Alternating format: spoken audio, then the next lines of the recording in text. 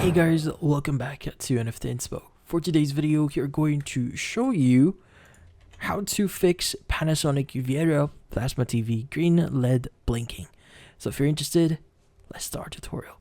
So in this case, if you're having problems with your Panasonic Viera Plasma TV here, there's a few things that you can do to probably solve this issue.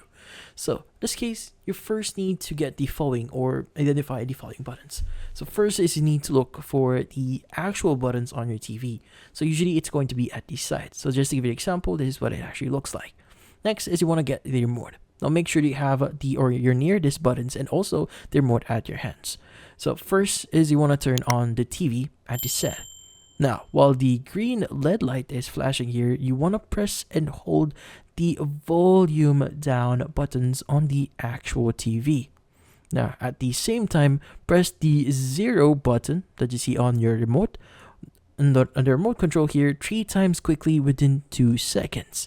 So this should turn on the screen and sound. Before it shuts down again, go to System menu and update your channels. And in this case, that's about it. So, hopefully this video was able to help you. Like and subscribe to NFT Inspo. Thank you for watching.